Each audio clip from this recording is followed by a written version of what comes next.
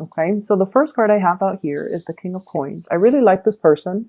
This indicates a significant relationship partner. This is somebody that has their things together. You know, they're financially stable, emotionally stable, very generous, very loving, very giving, and they're ready to be in a relationship. So this denotes usually an earth sign, a Taurus, a Virgo, or a Capricorn. This is somebody that is very, very consistent. They like to solve problems. And when you're with them, you don't need to worry about anything because they've got everything covered. They think about all the possibilities, all the different scenarios. They know how to pack for a rainy day. They know how to save up for a rainy day. They know how to plan things out so that, you know, situations don't get out of control. And they're very, very much like they're so dependable that you never have to worry about anything. I feel like there might have been a lot of conflict in the past with this person. They might not express love and emotions the way that you express love and emotions. And I feel like this is somebody that can give you a dose of reality. If you have like plans that have not been worked through, that have not been well thought out, they're not afraid to tell you, hey, you're a little bit premature in your assessment, or hey, you're not doing that the right way. And oftentimes, being a fixed sign, if somebody is not with you, they're against you. And so I feel like you might have felt this way in the past. Like, do they really love me? Why aren't they supportive of all the things that I planned or conjured up?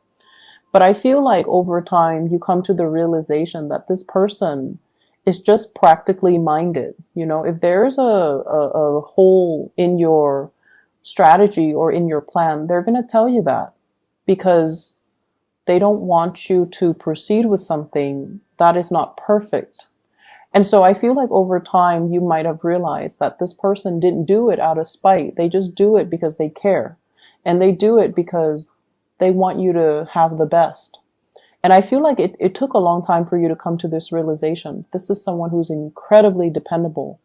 And for some of you, this is a soulmate connection here. We have here the Two of Cups. And the Two of Cups in this card is, it's a really beautiful depiction because it's two people trying to build a nest together. Two people who are fated to meet because they have complementarities that the other person needs. So you have something that they need. You're fun, you're adventurous, and I feel like they might be a little bit of a homebody or a stick in the mud, and they might need you to allow them to step out of their comfort zone. Whereas they're very meticulous and methodical, so they might help you ground your plans and your dreams, and they will help you, strategize to allow you to have everything that you want and to work towards the things that you want in a practical way. And so I feel like you're no longer questioning or doubting this person. For others of you, this can indicate meeting somebody like this. If you're dating, it's a great person. The energy is really strong for partnership. The second card that you have here is the Ten of Coins. And the Ten of Coins is about stability in the household. Property, estate planning. It can also signify a situation where the foundation is very, very solid. And let me see what this relates to. I have here an air sign, an Aquarius, a Gemini, or a Libra that you might have children with, that you might have shared space with, you might have as well joint finances with, and you might share property with. There is a process where you're dividing up your assets. Okay, so for some of you, this could be like a partner, like a divorce or a separation that you're going through. For others, I feel like you're consulting somebody when it comes to estate planning, when it comes to a will, when it comes to a situation where somebody left behind a lot of assets or a huge property, and it's being divided up between a lot of different family members, and everybody wants a piece, and everybody is a little bit on the self-serving end. There might not have been a will left behind, and I feel like everyone is lawyering up in order to get a piece of the pie. I'm also sensing it doesn't even have to be cutthroat, but it's just very unclear as to, did grandma leave this to Uncle Jim? Did grandma leave that to, Aunt Mary? So I feel like things were not very well planned out. And there's lack of a will or lack of an estate planning. And as a result of it, there has to be like some type of a professional consultant, like a lawyer, or somebody, or what are those people called? The ones that I just call it an estate planner, somebody that has to be there, like a third party has to come in or an outsider has to come in order to fix the situation because there was lack of financial planning. The next card that you have here is the Eight of Wands. And this is a card about travel, swift movement, and swift communication through online or through social media or even through, text messages. So a lot of communication coming into the picture. What I feel happening is this is coming through. It's like an acceleration when it comes to your income generating potential.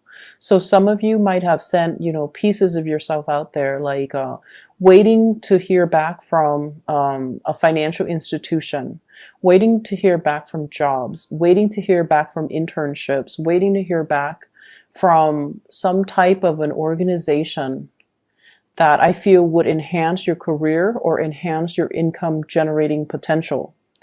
I'm seeing as well waiting for feedback from teachers, from counselor to see if everything. I'm seeing a lot of people in school who are consulting an academic counselor or who are consulting their professors to finalize some things when it comes to their course of study. So you might ask somebody, like, did I meet all the requirements? Did I take all the right classes?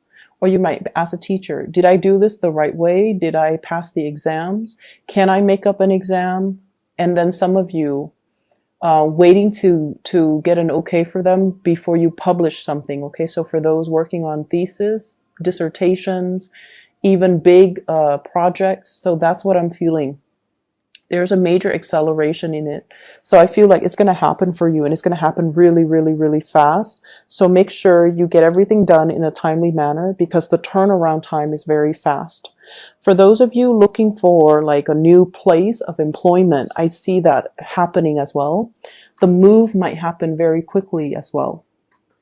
I'm also sensing many of you are plotting like a lot of travel. And as we close out the year, we are heading into the holiday season. So travel is highly indicated. And I see that across the board for many of the signs. But I feel like there's a lot of things that you need to get done and wrap up in order to be able to travel and not have to be working, while you're traveling. Okay. The next card here is the Seven of Cups. This is being inundated with a lot of options, a lot of choices.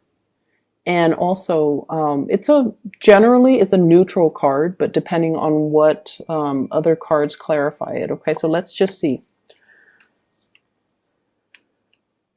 I definitely feel like you're applying to something, applying for work, applying for a scholarship, applying for an internship.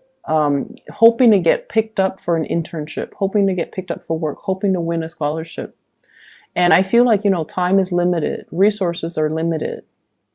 And so for many of you, I see like applying for medical school, applying for a residency program as well. And these applications, I feel like they're time consuming and they're very, very expensive. So you don't know like how many you should apply for. You don't want to squander your resources. I feel that you need to, have at least 7 options available to you. I also feel like you might need more money than you're counting on. So for example, if you're applying for this school and you're looking through their tuition and the school says, $35,000 a year, it doesn't factor in, accommodations and books and things like that and healthcare. So you kind of need to set aside a little bit more money than what the printed number is telling you. Okay, so they're saying like to really read between the lines and to, be meticulous about, not only reading between the lines, but to be realistic.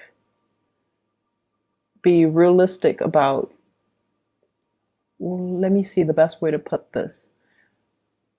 I feel like you're going off the numbers and you're not digging deeper. So they're saying to dig a little bit deeper.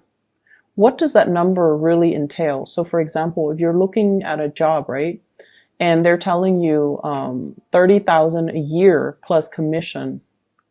Ask them what percentage of the commission, and ask them, are the commission scales like consistent? After 5 years, am I getting the same commission percentage, or are you going to increase? And then ask them, if I make salesperson of the year, are you going to up my income? So you have to ask a lot more probing questions than just, whatever you're gleaning right off the bat. So whatever the number is, whatever the figures are, there's more to the story, and you have to dig a little bit deeper. Okay. And you have to ask these probing questions either through email them directly before you even bother going to the interview, because I feel like some things sounds great on paper and you might be mesmerized by the figures, but you're not really looking behind the scenes. So that's what I'm sensing. So it's like something is too good to be true. And then once you get the itemized breakdown and you realize, wait a minute, that's not what was promised to me. Well, in fact, it was there, but I feel like you didn't ask the right questions. So be careful about that. Okay. Be very careful about that. Whatever chance you get, ask those questions. I feel for many of you too, this is kind of a career path. Different paths, different opportunities as well when it comes to your big, grand career. I'm also seeing some of you waiting on money coming through from a financial institution. The money it seems to me like there's going to be money coming through, but it seems like a little bit less than what you're hoping for. So you might have to cut corners a little bit. You might have to, apply for another grant, another source of funding, reaching out to another financier. The last card that we have here is the 9 of Coins. This is a card about overcoming financial troubles and financial worries, having your money grow for you in terms of having, rental properties where you have residual income constantly. And this is also a card about self-employment. Many of you have dabbled in self-employment, and I feel some of you are going back to it. And then I see for others of you, you're expanding your business, you're relocating your physical business into a new environment, and you are looking for advertisers, or you're looking for a way to market yourself. I sense as well, some of you are contemplating, about shifting from a 9-to-5 job, going into self-employment. And you feel like you have the skills, and I see like a lot of trepidation, not so much fear, but like anxiousness. It's a mixture of excitement and anxiousness, right? Mixture of excitement and anxiety regarding this decision. But I feel like you have somebody on your side that's really encouraging you, giving you a lot of emotional support, and telling you, kind of like playing your cheerleader behind the scene, you can do it, you can do this. And I feel like you're taking the plunge. There definitely are a lot of logistics to work out, but I definitely feel like you sense this is the right time, and you sense that you have the competencies in order to make this a success. Okay. And I feel honestly, a lot of it stems from the fact that you have a lot of people kind of rooting for you, and you have a lot of people that are telling you you're more than capable. And this is like the honest opinions coming from people that you trust.